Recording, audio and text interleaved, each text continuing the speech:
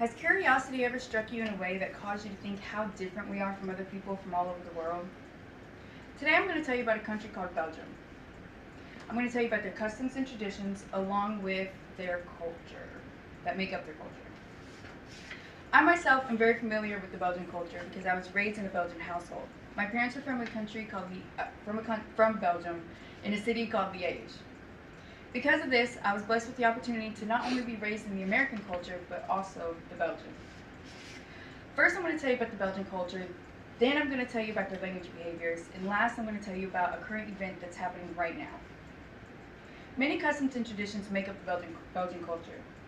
The population consists of the Flemish people, which would also be considered as Dutch people, in the northern parts of the country. In the southern parts of the country, you'll find the French people, and according to World Population Review, the majority of Belgians are Flemish. You have over 6 million inhabitants of Belgium that are Flemish, leaving French to be the minority with 3.5 million people.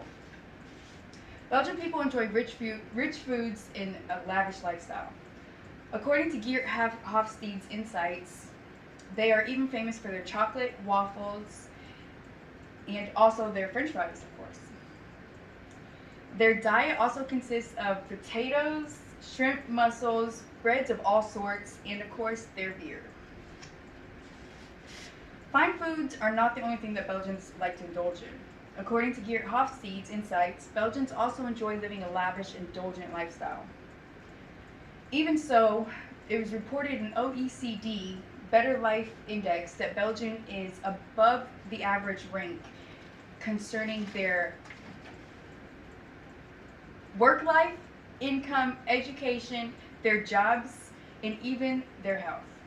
Geert Hofstede's insights gave Belgium a score of 57 on their scale concerning indulgence. And due to their high score, they concluded that Belgians know how to spend their time and have a good time. Next, I'm going to tell you about their language behaviors.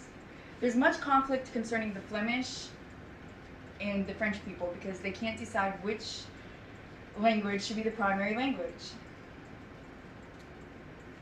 Due to the diverse ethnicities that reside there are 3 languages spoken in Belgium. The first one being Dutch, the second one is French, and the third being German. Currently, Dutch is the primary language of Belgium, and according to the World Nomads, is spoken by 60% of the people that reside there in Belgium. French would follow in close in second. Because of the conflict concerning in Belgium, Ian Trainer, he's the author of The Language Divide at Heart of a Split That is Tearing Belgium Apart, says that language is a fundamental flaw at the core of Belgium's existential crisis, taking on the role of race, religion, and ethnicity that other conflict-driven societies have. Final thing I would like to speak about is a current event that's currently happening right now in Belgium. According to the Brussels Times, the capital of Belgium, Uber in Belgium have an ongoing conflict where the Belgians no longer allow Uber to drive in their country. According to the Brussels Times, the ongoing feud has now left over 2,000 Uber drivers unable to drive for the transportation company. The government of Brussels has come up with a decision that if any Uber driver is seen using geolocation or smartphone to perform duties for that company, they will not only face a punishment of fines, but also they will get their car confiscated. In conclusion, I have told you about the Belgian culture.